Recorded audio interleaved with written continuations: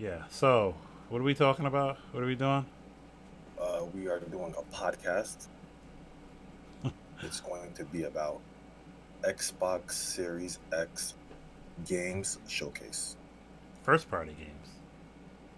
First party games. I think that was the key. Funny. They had the wording console launch exclusive. So I don't even know they, what that meant.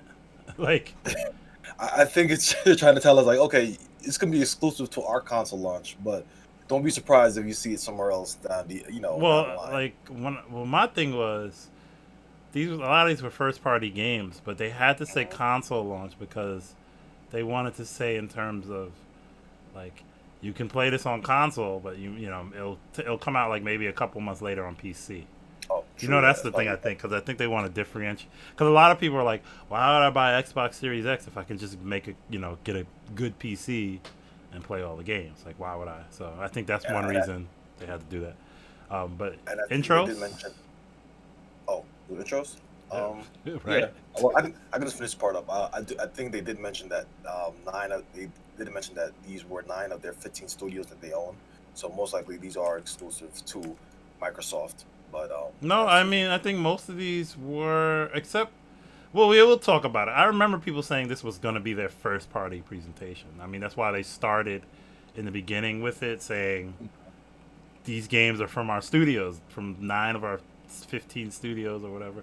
I think the pre-show had some other games that weren't going to be exclusive, but that were going to. But let me just pull up the games. while you're doing that, let me just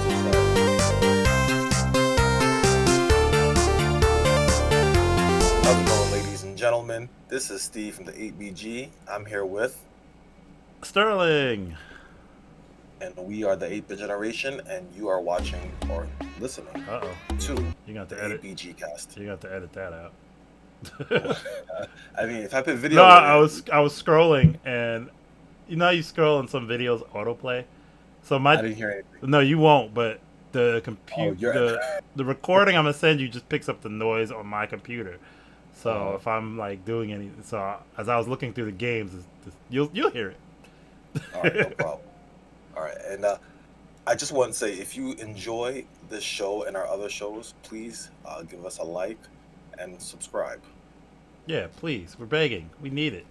We're begging for We it, need to do please. more work, but we're begging. Please subscribe. So I'll start off with before we get into the showcase. I'll start off with some of the games that we've been playing. Um, I've been playing. What have I been playing lately?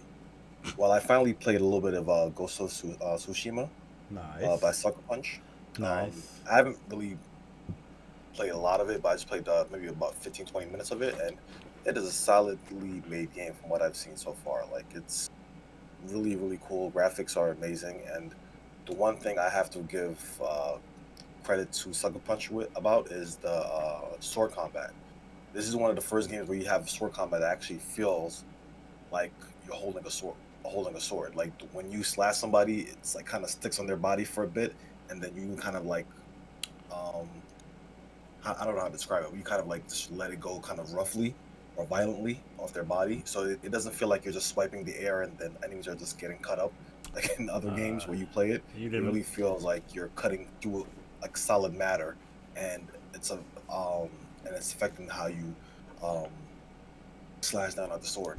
So I think that's kind of a cool little touch that we don't really Um, see in video games a lot. you didn't play Kingdom Come Deliverance, huh? I don't think I did. Look it up when you're done. Was After it this. was is it part of the Kingdom album lore? No, no. This was a game that was I don't know who made it, but it came out maybe like 2 years ago. But its Mm, sole focus was not its sole focus, but it really focused on kind of realistic sword combat, and okay. like it was kind of like in that game, like if you see two dudes, you're not beating them like in a real you would have to fight one on one, and if you see two dudes, you better like run or something. But anyway, but go ahead, go ahead.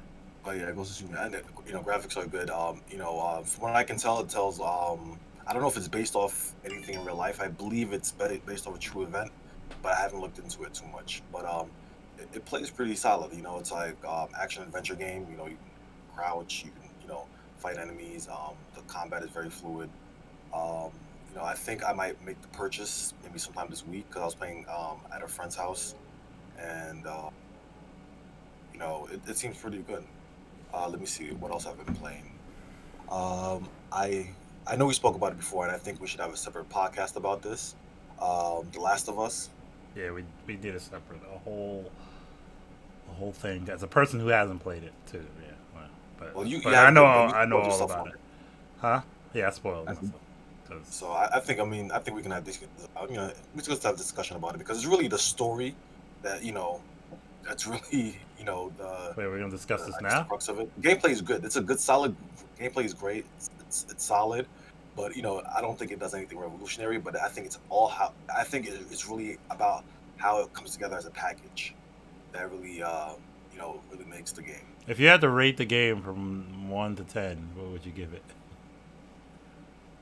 I'm not fond of the scoring system, but I just want to see where you. I understand. I'm just trying to think. I'd give it somewhere around an 8, Okay. maybe 8.5. I'll get into it more when we discuss it more in depth in a separate episode. But the thing that I felt the most was that the game ran too long. I think anytime you play a game, whether it's short or it's long, you shouldn't have to feel like, okay, when is this game gonna end? Where is it gonna finish? I kept feeling that every time I was playing. Like every time I got into a new scenario, I was like, okay, are we at the end? Is this the actual end? Oh no, this is 5 more hours of gameplay. Okay, here we go.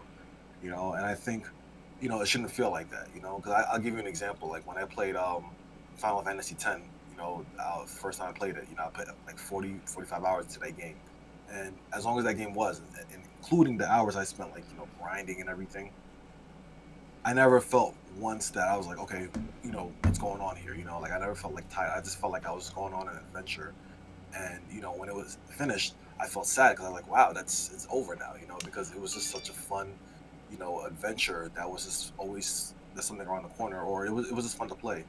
And then there are other games too that are kind of shorter in story, like so many games out there. Uh, And uh, huh? I was gonna say I think it's a little different though when you're talking about like an RPG, because when you go into RPGs, you kind of expect. Like I've come across RPGs where I'm like, wait, it's rare I run into an RPG I feel like it's just too long. Not that it doesn't happen, Mm-hmm. but I feel like it's a little easier to wear out in an action game. I think more so than it is like an RPG, I guess. But go ahead.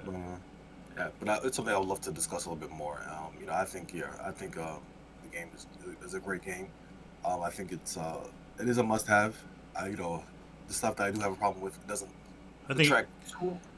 Yeah, I was gonna say I think if you have a PlayStation, you probably should just get it. If you're a PlayStation guy, you probably love the other. I think it's fair to say a lot of people bought it and played it. Yeah, more people actually bought. I think it broke records like the first. Yeah, week. because if you take all the burn of the people, the original Last of Us launched, and it was great, and I think it sold well. But they've had years of they did the remaster, the DLC, so it keeps bringing more people in, word of mouth. So once all those people, and then a lot of people like probably just recently played it before going, So I think that kind of and then streaming it, people streaming it and stuff. So they're like, oh, what's this? And then you get to Last of Us 2, and I think that's why it sold so great is because I think it had so much build up, and with the remaster, the first game, and I think so. So what else? So yeah, that's all I've been playing so far. I try to. Okay. Now I was gonna talk about what I was playing, but go ahead. You had something to say. Okay, you know what? You can go ahead. Nah. I saw what it is. It was this virtual console game, I think it's called Breath of Fire. Is that what it is? The RPG game. You played Breath of Fire? I'm trying to play it. Yeah, I'm still at the very beginning stages, but I'm just trying to What? play some old school RPGs. Yo, I kind of do miss playing those because those were kind of. Bro, you just blowing my mind right now. Why? First of all, I'm a big Breath of Fire series fan. I beat every game in the series. So to hear you even attempting to go play the original which is a hard version to kind of play. Like the Game Boy Advance remake was a little bit more like doable. The original's it's a little old school, and like how much there's a lot of grinding, especially towards like maybe the 10th hour of the game around that point. But just hearing you attempting that is, oh my god, I just got a boner the size of like Cleopatra's Needle, like just oh my god. That sounds like a Dual Opinions episode coming up, right? Maybe it might be because it's out. You know, it's not the best in the series, but it's funny thing is that was the original was a SquareSoft game too. Even though Capcom is Capcom as well or something, but SquareSoft had its hands on that game, which is kind of interesting. So, wow, that was like that really piqued my interest. And I feel you on the old school RPGs. That, you know, you don't. Those are that. We could talk about that too later, especially in the. So what have I been playing? I've been playing quite a bit, actually. I'm just gonna get really quick takes on these games because it's like, you know, similar to you. I play games for like 15 minutes and then I kind of move on. You know, I'll come back to them later. So I played Crisis 3. Ooh. Yeah, Crisis 3 on PC. I played a very little bit of it, and I really don't have much to say. It's a first-person shooter with a cool suit. It looks great, but even What to made you this, want to play? huh? What made- You know, it was summer Steam sale, so there was sales on everything, everywhere. So there was a lot of, you know, games. This is gonna be a quick lightning round of games I played because of these sales. So Star Wars Battlefront 2, the new one. That everyone that was like a microtransaction disaster nightmare. I played that. What'd you think of it? I did not like it.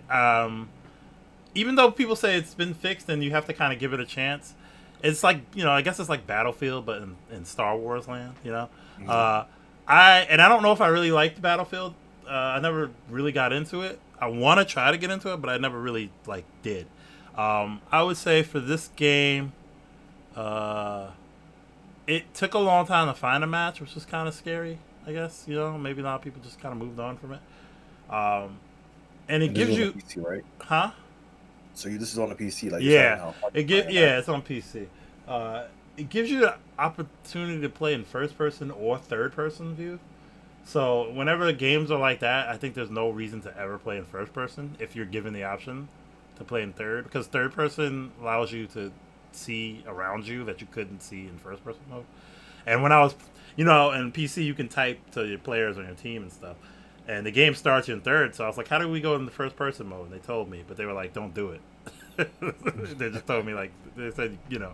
And in most games, it kind of, you know, you can see more in third person, really. I mean, if you think about it. Yeah, it's by nature of the Right. You know, You can see where you are in relation to things much better than you could in a first person. I love first person shooters and stuff, but if third person is an option in a game, it's always usually. I always feel like when you have a first person game, you build the world around the perspective Right. of first person. But then when you go in and out, then it, you know, a lot of times you just end up doing third person because you can see a lot more and you're not, And you know, the- taken by surprise. Like, you know, and I think like if you want to be immersed in the Star Wars, I know there's a campaign in Star Wars Battlefront 2, so maybe I'll try that. But I know like if you play it, when I wanted to see it in first person because the graphics are great and it's very immersive, and you do get that feeling playing in first person. But when it comes to playing and actually trying to win, you get bodied because people are looking they can just see more, you know. So if you're only playing in first person, so I played that. Going down the list, I'm still playing Control. I didn't really talk too much about that. It's Remedies, you know, the people that made I think the original, Max Payne, and they made Alan Wake. Yeah, I'm playing Control. Looks great. It's interesting. I just didn't give it enough time, but I'm playing that. This game called Battle Princess Madeline. Battle Princess Madeline. What's that about? It was a Kickstarter game. I only played it because I watched you know, my favorite game sat guys. I watched them. Well, the one now because he's just by himself now. I watched him talk about Kickstarter games, and this game literally hit kind of what I was like, something I really wanted to play, which was it's almost like a modernization of Super Ghouls and Ghosts, or I did. Yes, the Kickstarter episode. yeah, Right? yeah, I remember. Yeah. I so saw that. Was pretty dope. I bought it. I only tried a little bit of it, but I definitely would like to go back into it. I also tried a game you played a while ago, called Bloodstained Curse of the Moon, the NES looking one. Yeah. So I started playing that a little bit. I like it. It does really well at being a Castlevania game, and I mean, really, that's what it is. It's just a Castlevania game, an old school Castlevania game. So there's that. Okay, we're almost coming up to. Oh, so this is a shocking release when we want to talk about RPGs. So one of the RPG series that's really, held in high esteem is Persona, and Persona 4, which was one of the good, which they're all pretty good, I guess. But Persona 4 was brought to PC recently. Really? Okay. Yeah, Persona 4 Golden, which was the PSP version, it was brought to PC. Remastered. Looking kind of nice. It still looks like a 12-year-old game or whatever it is, but. So I bought that and I played maybe like 3 or 4 hours, because RPGs you just got to give more time, right? So I played like 3 or 4 hours of it. I like it. I like the characters, the game. I can see why people like the series. It just has a feel, a style to it. I also bought Persona 5 Royale on PS4. It's a fighting game, right? No. That's Persona 4 Arena. But Persona 5 Royale is they redid Persona 5, which is some people saying it's like the best RPG ever made. People say it's so good on PS4. I think it's on PS3 also. But so it was on sale for like $35. So I was like, I'm gonna play this one day, so let me just snag it now, and one day I'm really gonna start tackling a lot of these games. So okay, I got 2 more games to talk about real quick. So I started playing Puzzle Quest 2, and I don't know why, but I love Puzzle Quest. It's weird. Puzzle Quest actually, the first game was re-released on the Pokemon game. No, it was re-released on the Switch actually, not too long ago. They redid Puzzle Quest on the Switch, which kind of came out of nowhere and no one talked about it. I just was looking up Puzzle Quest because every once in a while I've enjoyed Puzzle Quest games. I think they were on a computer, but I first played them on my iPhone years ago, and it was just really fun. It's like a match 3 game, but it has RPG elements, and you go on kind of like a quest or whatever. So I think they're really good. So every once in a while I'll just pop it back in. So it's weird, you can't find it on Steam. It's owned by some other weird company. It's not owned by the original guy. I don't understand how that happened, but whatever. Last but certainly not least is this game called Devolverland Expo. This is a very interesting game. So Devolver, I think Devolver Games, they make a bunch of games. They made Hotline Miami. Okay, I know those. Yeah, they make these kind of retro games. They also make some newer style games, but they make really good gameplay type games. So what they did something amazing. Devolverland Expo is free. It's on PC. It's free. I think you need a decent powered PC to play it though, because it is first person. It is 3D graphics. I don't know if you'll be able to play it on your potato PC, but but what it is it's a first person kind of horror, but it's not really horror. It's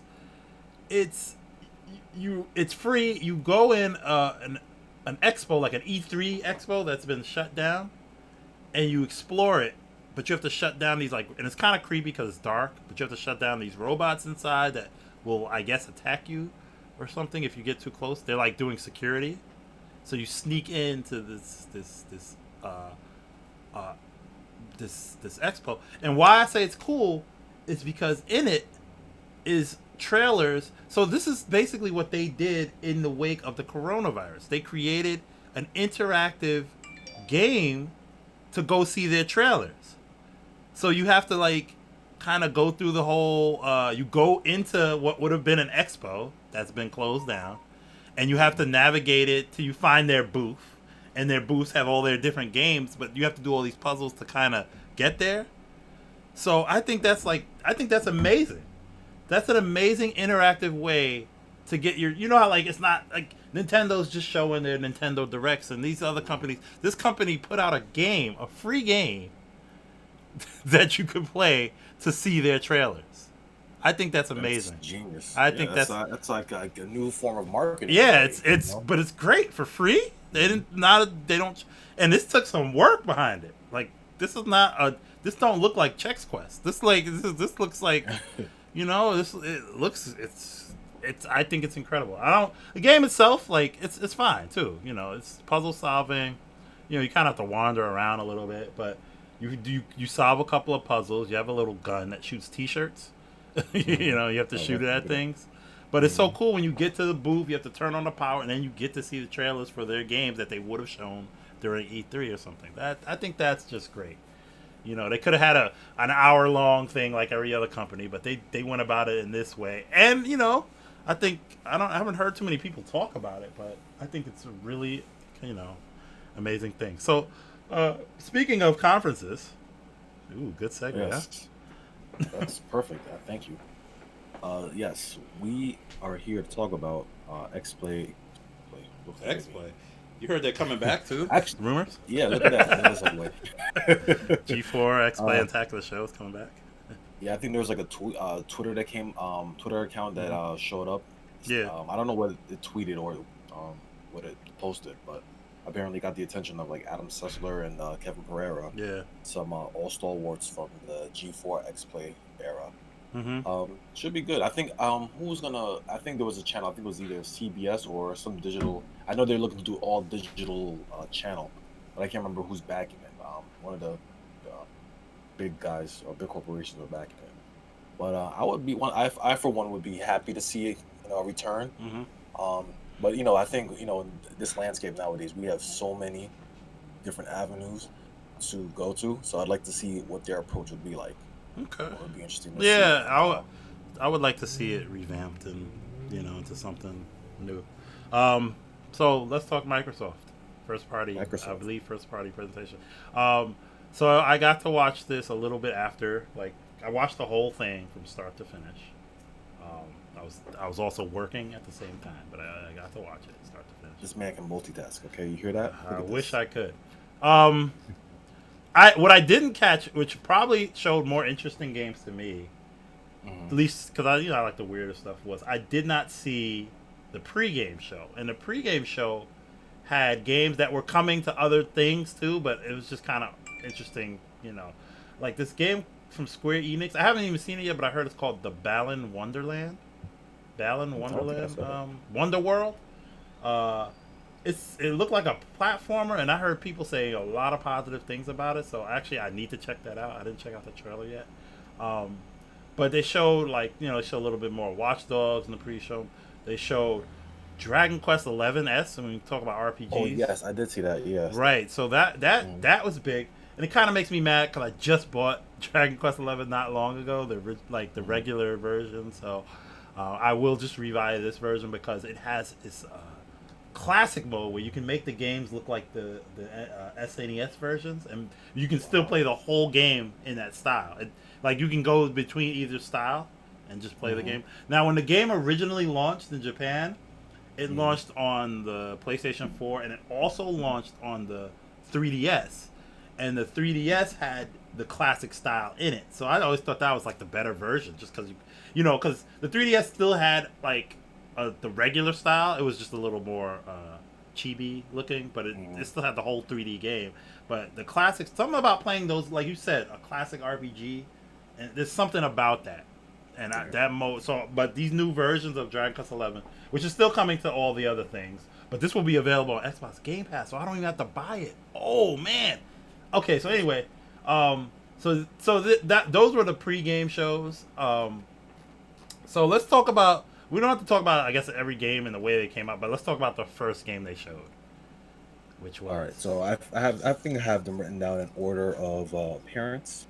Halo. So, of course, we're gonna talk about the big gun. Halo was the first game they showed. I'm just getting that. Halo Infinite was the first game they showed, and And it was quite possibly the most underwhelming I've ever felt a Halo game show at.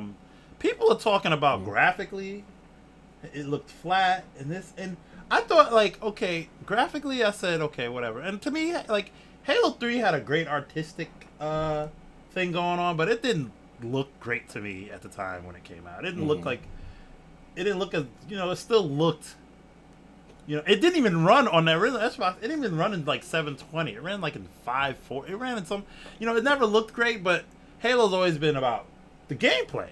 That's been the best thing about it. I think, though, if you're going to launch a new console and talk about how powerful it is, the game should have looked better than what it did.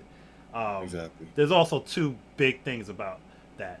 Also, it was after all this hubbub and stuff, and the game was actually not even running on an Xbox during the presentation. It was running on a PC. Yeah, they come out and said. I did not hear that. That was crazy. Yeah, it was running on a PC that was spec'd out to be exactly similar to the Xbox. So that's kind of not a good sign. The build is, so people are saying this build is 4 months old. It's not a very recent build. I'm hoping that's the case because it doesn't look like this game. If this game is supposed to launch this year, it graphically does not look ready. Now my issue more than graphically was gameplay wise. So he had like a new grappling hook, right? That's the thing, right? Which, how creative. That's the new gimmick. Right, exactly. That's exactly what it feels like. A gimmick. This year. This is the new gameplay. Master Chief can now grappling hook and do things. From jetpacks to grappling hooks. Yeah. Okay. So, it looked literally like, okay, this is Halo. You have a bunch of small scale confrontations with a few enemies, then you move to the next spot. It was a little more open world, actually, which I didn't actually grasp that at first, but then I realized, it's actually open. It's the mission structure of that level was open world. I don't think that was very well conveyed. But it didn't feel that way. It just felt like a big. It just felt because like in the original Halo, the levels were really massive anyway. Right. So it felt like you can go anywhere. It just kind of felt like that. But I think because of the statuses on the upper left hand part of the screen, kind of gave you like missions you can go to. Right. And that was I didn't realize until I was watching it maybe a second or third time that because like in Halo, you even though as big as the worlds were, you really just went from one gunfight to the next. So in the trailer, that's what I was just feeling like. He was just going here, kill a bunch of dudes, maybe touch a switch, go here, and then then get to the elevator, whatever. And I didn't realize like, okay, you could tackle these, maybe in the bigger stages it'll be much more of an open world experience, and maybe they're going for something in that way. But from gameplay to, from gunfight to gunfight, I said, this looks like a Halo game now with a grappling hook that I played 10 years ago, maybe. But that's like it didn't. I wasn't wowed like, oh my god. That's the issue I had when I first saw it. It didn't feel like it felt like it felt like a remaster of Halo 1 in a way with new elements. Yeah, and I think that's what they're going for. I mean, that's why you didn't call us Halo 6 for a reason, right? That's the issue I had with Halo. I was talking to you about it before. Like, I was actually looking forward to Infinite. Like, I think it was teased 2 years ago. Yeah. I was like, okay, I know, this is their next big Halo game, and with the title Halo Infinite, I felt like maybe they were going for a more open world feel. So probably. I was excited about that. Right. And then when I saw this trailer, the graphics didn't look that impressive, but I'm like, not at all. We'll see what the gameplay was like.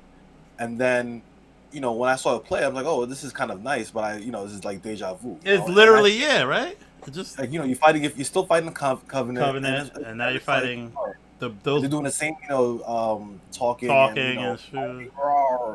And then and they look like the same. Like they almost look the same. It's just like I think what the problem with the Halo franchise is. I think at this point, I feel like they need a shakeup. They need to kind of retire Master Chief. They need to give him a real final, like, okay, goodbye. Because I feel like to me it's getting kind of stale, and I do feel maybe the general audience might feel the same way too. Because I don't think it's really shaking up anything. Like he said that like he's been like in these end of the world like situations. He's been on. I mean, I know the game is named Halo, so he's always on a Halo fighting the Covenant and some kind of heretic.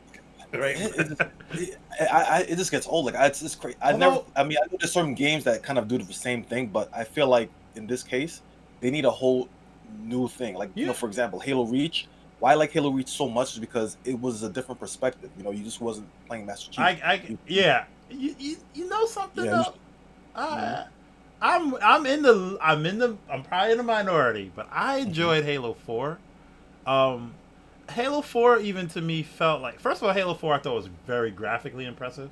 Oh yeah, it was great. And, I mean, I'll say this. I know to kind of go back to the graphics thing you mentioned earlier. right. I know Halo 1 wasn't anything to write home about, but I think Halo 2 definitely pushed graphics. Yeah, they did this special bump mapping texture thing. Exactly, and then Halo 3 was kind of like sucky for Xbox 360. Like it really sucked.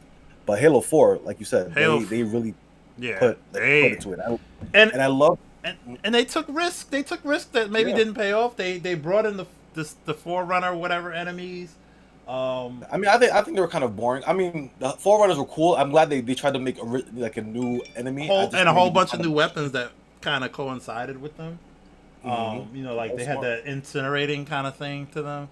I think the Halo 4 has issues, but when I look at Halo 4, I'm like, this doesn't look like any other Halo. It's kind of its own thing. Where I won't talk about Halo 5 because I really didn't play it, but this Halo Infinite looks so safe. Like literally, like it looks. It's another remaster, and they have so many. They already like touting the other Halo remaster game, and I'm just like, all right, this doesn't really bring anything. And to be honest, I started playing the Master Chief Collection on PC right now, and it looks great. I'm shocked. I just mentioned how kind of meh Halo 3 looks, but on this collection, when I first fired it up, what they've done, it looks amazing. It's almost worth I want to go back and play it because just how it looks. So if I'm gonna go do, well, it's a PC thing though. I don't know how it is on Xbox One, but I know how it looks on PC. It looks fantastic, and I'm kind of like, looking at this, I'm like, that Halo trailer I saw didn't look much better. It really didn't. I'm online in a group of like PC nerds, and somebody took a bunch of screenshots from Halo 3 in the Master Chief Collection on PC, and he just posted, and they look gorgeous. Just screenshots. They look fantastic. So I'm very, I almost feel like some of the Halo designs is an artistic choice for the limitations of the consoles in the past, and I feel like they're sticking so close to that. It still feels like, I expect the grunts to look a little more grunty and maybe. Yeah, I mean, I think they definitely tried to make them look a certain way, especially Halo 4. I think Halo 4, they took a little bit more risk in making them look a certain way. And I think they even tried to change up their language. As, like, how in Halo 1, they're all, like, talking like, yeah, man, blah, blah, blah. They had, like, that little voice thing. I think in Halo 4, they tried to change that up by giving them more alien voices. But I think the audience didn't receive it so well. So then I think in Halo, I believe Halo 5, but definitely shown in this trailer, they showed that talking like they used to and everything. And do they speak in English? Yeah, they're speaking like, they're like, because in the first it's I think it's story. It's something to do with the story because I read the books.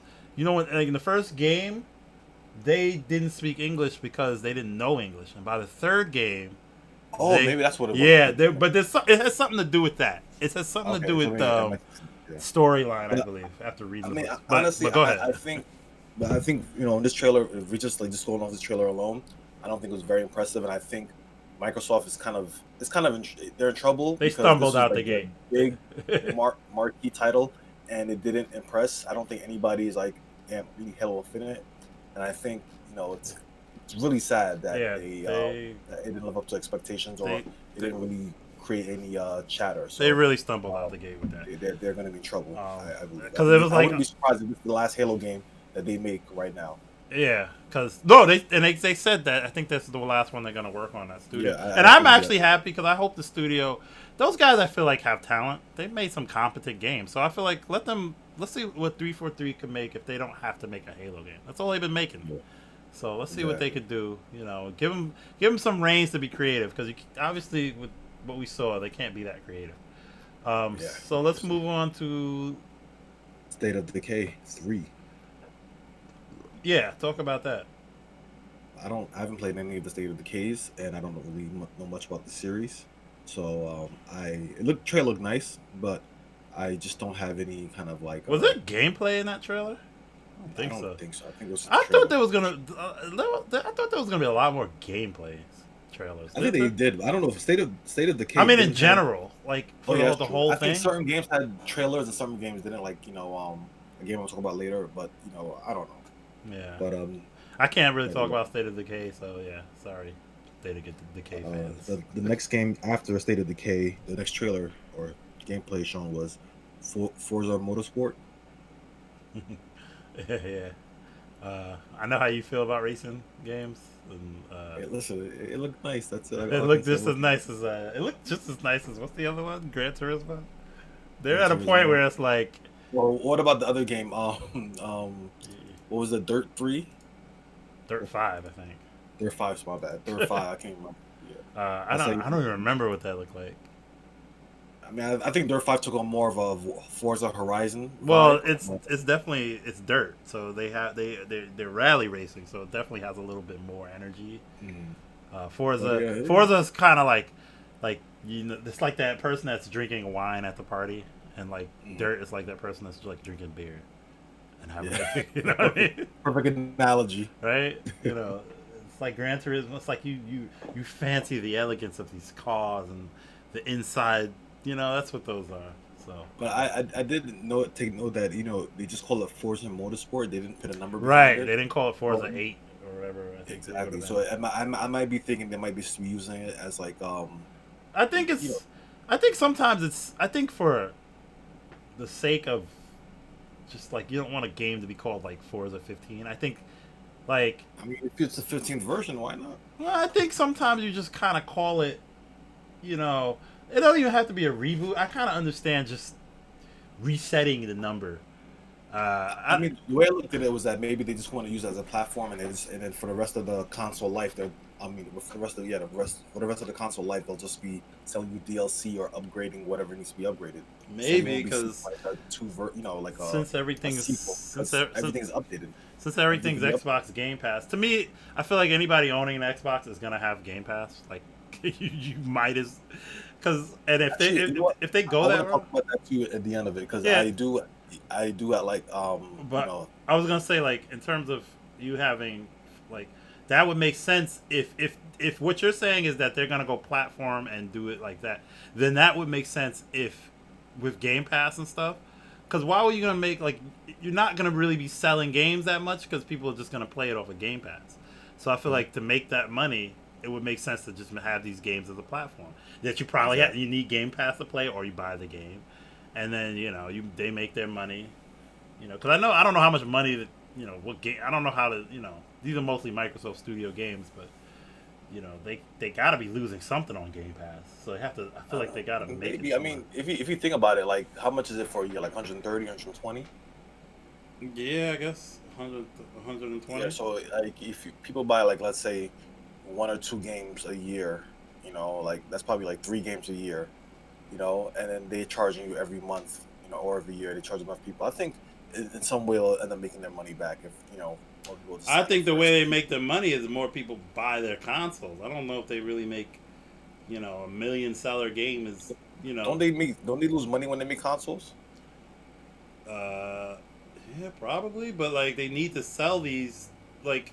I guess if everybody, like, right, they're going to lose a lot of money, but if they sell enough consoles and people buy enough of these Xbox Game Passes, eventually they'll turn a profit. Because Game Pass could be you could play Game Pass on the Xbox One, Xbox Series X, and PC. Yeah. So, I mean, we'll talk about that, I guess. All right. What's the next game? Forza Motorsport. The next game is Everwild. That's the Rare game where I thought it looked really nice. It was like I don't know if it's like an adventure game or whatnot. With the colorful and the fairies or something like that. Let me just take a look at the trailer. No, I couldn't tell. Once again, that was like not. I'm at a point where I want to like trailers just don't cut it. I want to see like a stage in the game, or I want to see a little bit. Like I know it's in-game engine a lot of times, so it's like this is what. But I don't like. What kind of game am I playing? Is this a teamwork game? Is this like these? Yeah, you want to know exactly what you're getting. We're getting too close for these trailers to be this vague, or not show like, you know. I feel like as time goes on, the trailers just become more and more vague. I feel like back in the day, you felt like you couldn't make a trailer. You had to show the game, like or because a trailer because now in-game engines are so nice looking that you can just make an in-game engine trailer that don't have to show gameplay. Because before you would have to make a CG studio. You'd have to pay a studio or something to create a trailer for your game, and so it's just easier just to show the game off. This is Crash Bandicoot. Look at it, play it. Check. Or a trailer would literally be gameplay cut. I would even rather see that. I don't mind a trailer that just has selected portions of gameplay to show cool things in it. I like that. Show me that. Don't show me this story element of what kind of game this is. You can't even do that in the game. The game's completely different. Yeah, and then I buy the game and I'm like, it's like people when they bought Final Fantasy VII, they were like, "There's talking in this game." Oh God, because when the commercials were here, all it was CG trailers, so people didn't know what they were buying. And then you get the game, starts with a nice CG trailer, then there's a lot of talking after that. It's like, all right, what's next? Or unless you still want to talk about it. So Everwild, did you have any opinions on it, or is it just like like what I saw? I thought it looked pretty. I like the fact I'm always down when people are creating a new IP. So it's like and it's rare. So I know they kind of know how to make games. I guess they don't have to make Connect games anymore, and like that's cool. But I don't know what kind of game it is. Is it an adventure game, action game? I don't. I mean, I hope it's like teamwork game, an adventure game or something like that. Because I think Rare. It's I think now Microsoft's letting Rare make more games like they used to, instead of like back in the 360 era, and they were just like, oh, you're the Avatar studio. You know what I mean? So it's I don't know what kind of gameplay it is. It does look nice. I think the art style is definitely different than what Rare used to make, and it doesn't feel like a typical Rare art style, because Rare had that art style that if you saw the game, like Grabbed by the Ghoulies, that joint looks like Jet Force Gemini, Army, Conquer, like they all look the same. All right, so the next game that they showed was Ori, Will of the Wisp, and I have to say that even though it's the game, I believe the game's already out. What they talked about was the enhanced version that would be shown on Xbox Series X, and they were just kind of like iterating how it's going to have better frames. So to me, it wasn't really anything crazy, like better frames, but I do love Ori. The Ori series, I played the first game and I beat it, and it's a Metroidvania game, and it's wonderful. Like, it's a very awesome game in terms of the visuals, the platforming, and the level designs are very well done, and I just couldn't stop playing the game. Yeah, I have it, but I have the Games Pass, so I have them both, I guess. But you should play it, bro. It's fun. I love it. Looked at it, looks interesting, but it's a gajillion games to play. That's just one. All right, what about the Outer Worlds DLC? Because I think that was the next game. Did you play Outer Worlds yet? Have you? No. Okay, so I've played Outer World. I know a little bit about the series. It's by City. Yeah, which made Fallout New Vegas. And Fallout New Vegas was like, Fallout 3 was kind of a big success, and New Vegas, when it launched, was kind of a joke because it was broken and buggy. But as it kind of went on, people said it's better than Fallout 3, and it's actually better than Fallout 4. Like, they said the storytelling is great in it. Great characters. It doesn't take itself too seriously. So that company decided to take that kind of idea and just make their own game and their own series. And so the Outer Worlds is pretty much like Fallout, but like good. The Fallout 4, I played a little Fallout 4 and Fallout 76, and I was not into it. I tried to get into it. I just did not. I don't know. But this game, from the start, the Outer Worlds, it's very quirky.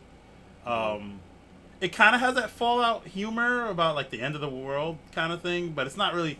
I mean, Outer Worlds is not really about the end of the world, like a nuclear strike. It's kind of like you're sent to a planet. You're kind of like this last person moving to civil. I don't know, something like that. And it's one of those first person open world RPG games, like Oblivion and or what's the Elder Scrolls 5, whatever that is. Not Morrowind. Why can't I say Skyrim? Skyrim, yeah. Sorry. So it's open world. You make choices. You talk to people. You do quests. But it just has, it's a little smaller scale, tighter than those other games. Not so open. It is like you can do what you want, but it's not like as expansive. But it's better for it. One of the best things in that game, and I only played a little bit of it, like a couple hours, but I wanted to recreate my character because there's a choice in creating your characters where you can make your characters, like, you can lower your intelligence to the point where your responses are dumb, and so there's like a dumb response to every option in the game that and it just does different things, like, just so you can literally go through the game kind of being stupid. I think that's just like a great idea, like that your intelligence stat matters in that way, where it's not just pass or fail. Like, you can be so dumb that you have a dumb choice. Like, I think that told me about the game before. Yeah, so the fact that I guess they got the exclusivity to it, because I don't know, DLC, I'm not sure. So I'm sure that's just going to be more of that, which is great. I think that's a good, I think it's great. It's awesome. All right, and then the next game after Outer Worlds is Grounded. It was a game that looked like Honey, I Shrunk the Kids, the video game. Right. Where I didn't really get a grasp of the gameplay, but it looked like an adventure game where you kind of just fight like bugs. It's a survival game, so I think it's a game where probably crafting and stuff is really important. Yeah, that's it. That's the crafting. So it looks cool. It looks it looks like an idea. I'm not sure if many, like, it looks like something that should have been done a while ago. It hasn't been. Feels like, yeah. I mean, it looks nice. I mean, I'm glad it's not like zombies, right? I'm glad it's some kind of, I think the idea is cool. I'm not sure how popular it'll be because of the aesthetic, but it's interesting. It's so weird. Like, video games is such a huge thing now. Like, I feel like you rarely see games that kind of like focus on children like that. Mm-hmm. You know what I mean? I feel like maybe like back in the day you would see more of that. Unless I'm just missing it, maybe because as an adult I don't really look for these type of games. But just watching the type of games that involve like children going on adventures, I feel like you don't really have that as much, or it's not advertised as much. So it's kind of cool to kind of see something like that. I agree. So yeah. That's I'll say though, throughout the presentation, I was looking for like some bangers, something, and I don't think I got that out of this presentation for a while. But go ahead. Spoiler alert. But let's try to get to some of these games. Maybe we can get them a little bit quicker because a lot of them, really didn't do anything. Like, for example, the next game was Avowed. Again, Obsidian's RPG. It was just a trailer they showed, and a lot of the information that we get about these games are really from the people who give commentary after the trailer. Yeah, talking about their. We hope this game is great. We hope you like it. Yeah, this is a game that we have a vision about, so we hope you buy it. It's like, okay, there's nothing much to go on. Like, Avowed was just there. There's nothing wrong about that. As Dusk Falls, it's a story-based game. I'm not sure about the gameplay, but it looks like it'll just probably be like maybe something like what is it called? What's that game? The Telltale game. Telltale, yeah, like a Telltale game. I feel like it might be Telltale game. Sorry, it might be more like a Telltale game where you would just kind of make choices along the way. It did have an interesting art style. I thought it was kind of cool. What did you think about As Dusk Falls? I know there was 2 games. I don't know 2 story games. It seemed very similar. Okay, this one. Okay, this one was the one they called family. Well, they call interactive drama, right? Yeah, interactive drama. I don't care about these games. I'm not gonna play. I'm sure people, there's somebody out there that wants this kind of game, but I don't like. If I want to watch it, if I want to do a drama, I'm watching a great. I'm watching a television show. There was 2 games that's like that, and I think maybe we can combine them together since they were so similar. Tell me why. Is that what it was called? Tell me why. That was another game that had it was like a relationship between a girl and her brother, and their kid needs Yeah, that emotional. one. Yeah. So like, all right, as Dusk Falls, and you said it's called Tell Me Why, right? Mm-hmm. Yeah. So those games, I feel like, in a way, these are the future of gaming. I feel like this is what a lot of like maybe casual people end up playing because I think they are well made and they do have good stories. Like it kind of reminds me of My friends love who the made these Walking games for Dead a long one. time. They love the Walking What was Dead that gentleman's name who made like Beyond Two Souls, Fahrenheit? Oh, I can't remember. I know who you're talking about. David Cage, like those type of David Cage games, you know, except that they're not, you know, they don't have any like crazy like special powers or you know special supernatural elements. I feel like these type of games might there might be like, an audience for them casual. somewhere. Yeah, there might be an audience. I think so too. I think this is the future of like a soapbox drama, like not soapbox, like a soap opera kind of audience that soap opera. just loves that. And I think if it's well done enough and effective and the art style looks good, but yeah, like I don't think it's gonna sell consoles, but I do feel like this is definitely a direction that we will see. I mean, at the end of the day, it has to have good writing. Of course, yeah. You know, definitely. I don't know. We'll see. So, all right. So then after that, we have Psychonauts 2. Now, have you played the original Psychonauts? Very little of it. Same here, but I remember enjoying what I played of it a lot. And so, I mean, you know where we're at when you gotta say this game versus that game, and Psychonauts might be like, it might really be a great game at the end of the day, but visually, comparing that to Ratchet and Clank is just not. It does not. It honestly looks like a 360 game. I mean, I would say maybe Xbox One. I mean, it has some polish that that's probably going to be done. Like maybe like But Ratchet and Clank looks so impressive that watching Psychonauts, as cool as Psychonauts can end up being a better game, but we're talking about when you want to blow people away with these presentations. You want to show them something, and I said, this game, a lot of people wanted it for a long time. They finally got it off the ground, made it happen, and the trailer was weird too, with the guy singing. Like instead of the game, Tim Schafer's best friend, Jack Black. Instead of the game, it was like they showed clips of the guy singing. Like, just first of all, who cares? Because you know why? They know that it's gonna sell more than the game itself. Like if you show it to a casual audience, they'll be like, "Oh snap! It's Jack Black. Jack Black likes games." Because Jack Black has a really popular gaming channel on YouTube, and he's Jack Black, of course. Sorry to hit Jumanji. So I think they're definitely trying to get more eyeballs to watch the trailer, which is why they went with like making a music video or something like that. You know what I mean? Yeah. So I see from a marketing perspective. But in terms of what they showed gameplay-wise, like you said, graphics are not very impressive. I don't trust Xbox's marketing perspective. Huh? I don't trust Xbox marketing. This is the same company that tried to turn the Xbox One into a TV thing, and that backfired. You know what I mean? Maybe I see why they did it. I think this is probably the best choice for them. But honestly, I just feel like it makes me wonder why can't they just create like a game with like. You think that was a better choice than just showing a game? And that's what the company needs. Psychonauts 2 doesn't look that impressive. You want to get more. You think they know it doesn't look impressive, so their idea was to cut this old fat man in singing in between the gameplay. Yes. Okay. Because Jack Black is popular. He's an actor. That was Jack Black? Yes. Oh. That's why I've been saying that. Oh, okay. Yeah, that was Jack Black. He was singing?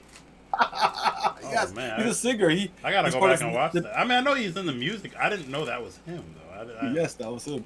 He did Brutal Legend, so I guess him and Tim Schafer are like buddies. That's why I made that joke in the beginning. Yeah, that's why they have to do that. It's Jack Black. You got him there. You might as well have him sell the game. So. Okay. Well, then I can't disagree that much. It's not a random. Okay. Yeah, it just makes me like I said, some of the elements that they use in the game might look fun, but it's just like I don't know why these games just can't look good. Like it's baffling. It just they don't look nowhere near as impressive as the PS4. Anything we saw on the PS5. You know what's crazy though? Like even like old games back in the day, like when they were like showing trailers for new games, I felt like they always tried to put their best foot forward and show you the games that were a wow factor, graphically crazy. Yeah, it had a wow factor. Like wow. And I feel like nowadays it's like, oh look, here's this game, and I'm like, well, I know like graphics don't mean everything, but at the same time too, if you're doing a showcase, don't you want something that's a little impressive? There was only one game. Don't you wanna... There was only one game I think that did that for me, but I don't know where we'll get to it. But go ahead. Yeah, we'll get to it soon because I'm gonna try to speed up this thing real quick. Destiny 2, don't really care for it. What do you... I don't know. I couldn't believe they showed that. Like, Destiny 2 isn't a bad game, but it's not a game that you're gonna show in a presentation that's gonna get people to buy it. You know what I mean? That's a free game for Ouya. Like that's what you show in the Ouya presentation. We'd be like, we got Destiny like we have 2. the yeah. No, they showed in the what was the other console? The not Ouya. Stadia. Yeah, Stadia. That's what I meant. You know, same thing. Yeah, buy this, get Destiny 2. You get Destiny and all the DLC. The game is free. Like no one. To me, I was baffled by that. But go ahead. No one cares about that. It's Destiny 2. Okay, then let's get. What about Stalker 2? What do you think of it? I didn't play the original Stalker, but a lot of people have a lot of great things to say about it. So, you know, I'm sure that gets some people. It didn't, I don't know. So, I mean, the trailer didn't do much for me. I felt like it was just like a lot of like scenery, and then you just saw that one thing. Maybe it means something for people who beat the game. I don't know. I didn't feel anything watching it. It was like okay, right. Whatever. It didn't even make me interested in seeing it. Yeah, I didn't really like. Oh, I gotta play it because again, it's a trailer. They didn't even show gameplay. So what am I really gonna be hyped about? Right. So there was another like Warhammer Darktide. Am I saying that correctly? Yeah. I think. Okay. I'm not into Warhammer. I have a game called Warhammer Vermintide, which is actually pretty cool. It's like a first person. It's like a first person game where you play as like different roles, but like it's not a shooter. That's what's kind of cool. So it's like a like a first person hack and slash kind of thing. It's kind of cool and it looks really nice. So and you can play with 4 players, but that's as far as I know is Warhammer. So. I don't know much about Warhammer. Yeah, me too. That's where it's for me. So, and that's how I felt when watching it, right? And this is not just me, right? Like this is a lot of people I've talked to, kind of felt kind of what? Like, just they had no reaction to this press conference. Yeah, because it's like it's like the whole other I don't care about. Like it's nothing. Like even if it's something I didn't know or a franchise I didn't play, nothing made me say, okay, let me get into this franchise. Let me find what game came before this. Let me get into this. Nothing made me want to go back and say, oh man, this is going to be a system seller. You know, nothing looked good. Even if it's a game I didn't care about, like for example, Ratchet and Clank. You may not care about Ratchet and Clank, but you cannot deny that the game doesn't look good. You know? Yeah, at least I saw things. I saw things on that, and I was like, oh, these games are gonna. Yeah, like you can start conceptualizing what the system can do. You know. It's just like, oh, they're just taking Xbox One games and up-resing it. They started that other conference with the Miles Morales, and I was like, oh man. and it's crazy too. The Miles Morales thing, it wasn't even like it's a full-blown like original game. It's like it's an enhanced version of like as I assumed it was going to be. It's an enhanced version of it's not a full price. It's not gonna be crazy. But that's fine. Like as long as you have enough new elements and you can do if you make it fun and still fun to play without making it feel like it's derivative of what you played last time. Because I know Miles might have some different abilities compared to the regular Spider-Man. I think that's fine. I mean, it's a big city, it's an open world game. You can do a lot more with it. I know a lot of people were disappointed about that. To me, it was like whatever. But at least it was impressive. Like when I saw it, I'm like, oh, okay, and I just don't. This is a good way to start that conference. Yeah, exactly. It's like, oh, you get people talking like, oh, okay, like and it's crazy. It's like, the graphics look good. It's Miles Morales looks really, really cool.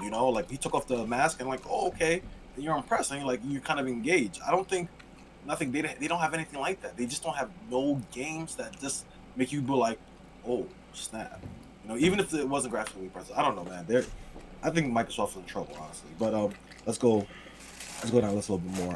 Tetris Affected Connected. If I'm correct on that, that's the title, correct? Mm-hmm. All right, so yeah, it's Tetris, and I liked it. It was funny how the commercial they're showing so many different people. I'm like, yo, what kind of game is this? I'm like, oh, it's Tetris. So yeah, I mean, so no, but I know like people played Tetris Effect already or whatever. It's not new, right? But and people really, really like it. I think it was also, I don't know, one of these Tetris games came out and it was virtual reality or whatever, and it was like you had to play it like that way. It was that good. I think that's what this was. I don't know. So yeah, I mean, nothing new. Good. I mean, Tetris, you can always use Tetris, right? Yeah, that'll give you one of the games I like to play when I'm bored. It's just, I think I love how the commercial or the trailer just made it like this grand thing. Cause I thought in the beginning when I saw all those people, I'm like, oh, what's going on here? And it's like, oh, it's Tetris. So I thought it was funny. Mm-hmm. The next game is the Gunk. You remember seeing the trailer? The Gunk? Yeah, so it was basically like this chibi person who can suck up the gunk that's in the world and then attack enemies or something like that. Like it's like really cartoony type of.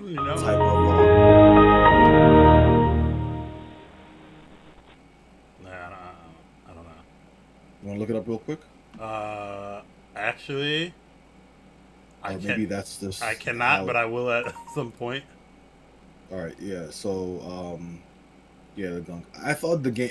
I thought the look of the game looked kind of cool. Mm-hmm. It looks like it's an action adventure game. It did look like it runs nice, but it looks okay. Okay. The best thing I can say about it is that maybe I would like to play it, but essentially like it's like a whole bunch of gunk that you suck up with your. Is this like vacuum arm? Is this like Mario Sunshine or is it give you that It vibe? could be inspired by that. Yeah, you know what? It could be inspired by that. I wouldn't be surprised. Okay. Yeah, but like I said, the graphics are good. I mean, it had a cartoony style, but the graphics are good. All right. I mean, that's the best thing I can say about that. So if you don't remember it, and there's really nothing else. That's crazy that I don't remember it because I definitely watched the whole thing and maybe I was. So you don't remember anybody with an arm that's just like sucking up glue? No. Not even a little bit. But okay, yeah. It's Microsoft fault. Don't worry. The next game, The Medium. It's like that horror game. They showed it in the first conference, but they didn't really go into depth. But I think this time they showed a little bit more gameplay. I thought it was okay. It's a game that I would play. It reminds me, the feeling of it reminds me of Eternal Darkness a little bit. Because you're kind of like, even though Eternal Darkness is more about like, playing a horror game through eras, different points in time. Mm-hmm. The Medium is like it's like a puzzle adventure game where you're solving puzzles, using two different worlds that you're playing at the same time, kind of like Ratchet and Clank. It's like another kind of like the same idea with Ratchet and Clank, but I guess you're doing it on the same screen. So looked interesting. Looks like it might be good. What are your thoughts? That was the one game that I thought was impressive graphically. Mm-hmm. Just because it has two kind of worlds going on at the same time. Maybe you can switch between them. You solve puzzles between them. So I thought that was pretty cool. I'm not a horror game guy, so I probably won't get it. But that was the one game where I said, okay, this looks like a cool idea. I could kind of get behind this. It's still, the way it was running didn't look like it was running so great. I don't know if I saw like some choppy frame rates, but that was the one. There's actually another game I really like, but coming up. But yeah. So right, so we did. So after The Medium, they showed Phantasy Star, new Genesis Phantasy Star Online 2, which looked very anime. When I first saw the trailer, I didn't know what it was, and then I was like, oh, okay. It reminds me. They showed another game like that in the first conference that looked like completely anime, or was that the PS4 conference? I can't remember. There was another game, but I don't know if it was a Phantasy Star Online. Oh yeah, that's the game I was talking about. That was actually pretty cool. Because in my head I was thinking like, okay, there's no really RPGs, it's nothing like that, no kind of Japanese inspired game, and then here comes, this very bright, colorful trailer with cool monsters and this anime guy, and he's doing all this shooting, and I was like, oh, okay, and it looked nice, and then you could tell if you're into the Phantasy Star series, it sounded like Phantasy Star in terms of music. So then they announced Phantasy Star Genesis, which is Phantasy Star Online 2. So the one of the things that's kind of unclear about it is I wasn't sure. I'm not sure if this is a new game because Phantasy Star Online 2 has been out for a very long time. It doesn't look, but the gameplay doesn't look like Phantasy Star 2. It looks completely new. And the world looked very, expansive. It didn't look like so I'm kind of confused why it's called that. Is it connected? Is it, I don't know. They called the new Genesis Phantasy Star, so maybe it's. Is it an expansion? What is it? I don't know. But then I also saw that it said like it's also available for Xbox One. So I don't know. I don't know what to think. Who knows? And then, not the last game, but close to the very last game was Crossfire X, which I have to say looks like probably the best game in the presentation, the most interesting game, because it was something different. Like it looks like a typical first-person shooter, but you have but it's by Remedy, I believe, the same people made Max Payne we just spoke about a little bit earlier. It looks like it looks interesting. I don't know if they'll introduce anything really crazy with the gameplay. I remember seeing like a lot of slow-mo scenes, and there's a cool suit, and there's a guy, can't remember his name, but it looked interesting at least. It made me remember it, and I'm interested to know more about the game. And I think that was the only game that I saw that made me look at it and like, I want to see, what else they're going to be doing with this. So, but next question is Remedy Microsoft Studio now? Is it just Microsoft exclusive? Because I didn't hear about that.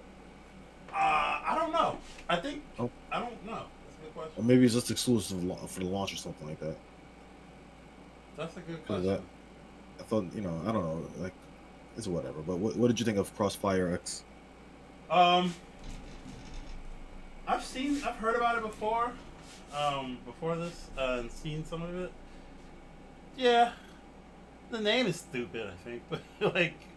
It's like a edgelord kind of thing. Yeah, Crossfire X. Yeah. Xbox 360. It's our exclusive game. You'll know that because it has an X in the title. Well, that's it. Okay. Is that all? All right. Well, the last game they showed was a trailer for Fable. No gameplay, but it was just like Fable. That hyped people up. People got real hyped for that. Yeah, I thought the trailer was kind of funny. Like it has that Fable kind of style in it. Oops. Hello. You short-circuited out. Yeah, so. I pulled my headphones out by accident. Sorry. Okay, cool. Yeah, it has that Fable style in it. That that kind of comedy. Fable's not that. It doesn't take itself that serious. I saw some friends play Fable, and they needed. I guess that's kind of their. You know how Horizon 2 was the last game with Sony, so Fables was kind of Microsoft. So, is it the same caliber? I have no clue.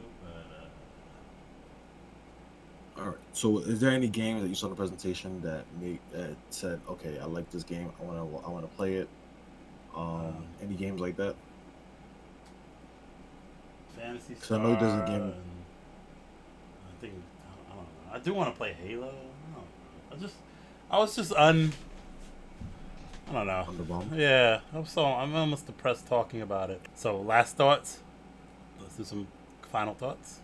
Let me see. I think Microsoft might be in trouble. Like I said, I keep saying that only because I just don't see any of these games that they showed like impressing anybody, and I don't think outside of people like Xbox, I don't see any conversations regarding these games.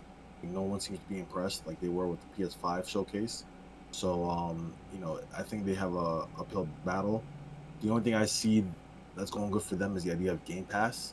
But I feel like if you don't, I think the idea is great, but I feel like with PlayStation 5, they have more games that you want to play and that you're willing to buy. And, if Microsoft doesn't do anything about that soon, like create some franchises that look good and has decent gameplay. I know it's easier said than done. I feel like people might just kind of like ignore them. or I don't know how well they're going to continue to do. But that's my they don't want to come in second place again, and they are kind of moving there. They're kind of moving on their way to do that because they're not they're they're just not. To me, they're not getting it really. They or maybe they just don't have the studios, or they won before because Halo and Gears were so great at the time, and their online thing was so much better than Sony's. And even though I heard the PS3 really made a great comeback towards the end of that generation, and and then they really stumbled in with the price of the Xbox One. It was $4.99 because you had to buy the Kinect. So Sony launched theirs at $3.99, and they, what I mean, and Sony just came out with bangers, single player game bangers. There's still a lot of people that still want that kind of experience. They're making games, but they don't, they don't have a Last of Us. They don't have a God of War. They don't, Gears and all that is not cutting it because. They did at some point, but I think they're kind of outdated now. The audience is done with it, and it's kind of interesting to see that. Like, I'm surprised that they can't create these kind of games that, like The Last of Us or like other games that, like Uncharted. It's like it's honestly very surprising. I think they have all these little studios, but the games that they make aren't in the same scale, and it's kind of telling. I think it's it's putting Microsoft in a really bad spot. I agree. Yeah, it's or the way they could have saved it is Halo looked amazing, or something like that. They just they didn't. Like I said, even if the gameplay, even if they didn't show like any original gameplay, if you have amazing looking games, I think people might just talk about how amazing. Yeah, because they gotta bring it. Sony brought it. This company, Sony brought it hard. They showed a lot more games. Some games weren't interesting in Sony's thing too, but they showed a lot more interesting games than It's hard to look at Xbox and say, oh, they're like right now it's fair. It's even. The only thing which we'll talk about at some other point is that Games Pass is a great deal. So, yeah. Well, I guess that's yeah. That's it for this episode. I mean, Microsoft. I mean, there's nothing else to say about Microsoft. I feel like they don't have the games. The games that they do have don't look good. They don't have any interesting franchises. Like, I think if you create franchises that at least kind of pique the public's interest, but they don't have anything like that. Like, it's nothing to talk about. You know what I mean? Right. And I'm trying really hard not to be down on them. I'm trying to find ways to kind of like see. Yeah, I feel it. I'm not talking about like, I'm not even talking about like game. I'm trying to think of like, okay, general public, because if if you're a fanboy of Xbox or whatnot, you're gonna buy it. You know what I mean? So you're kind of preaching for the choir. But I'm thinking like in terms of the general audience and the perception that they may have, what's gonna happen.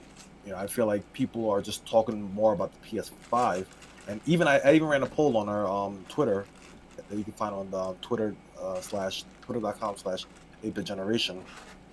I ran a poll that's asked did the Xbox games showcase has it convinced them to purchase an Xbox One? Sorry, Xbox Series X. And most people aren't convinced. Like most people are not buying it. And even though it's a small sample, but it's a random sample of people who sort of polled and answered it. And I think I think it might be accurate to how the general public may feel about Microsoft. Like, it's there, but it's nothing that they're gonna spend money on, especially if they have two choices. I think if Microsoft wasn't competing with PS5 this holiday season, they may have an advantage. But because they're competing directly with Sony, I think they're going to be left behind again. I agree. They need to figure something out. Thank you guys for listening to this episode of the 8-Bit Generation. Again, if you like this episode and other episodes, please like and subscribe to us. And if you have if you disagree or agree with us, let us know in the comments below. Let us know what you really think about how we feel, or what you really feel about the games my Xbox showed on their showcase. All right, brother.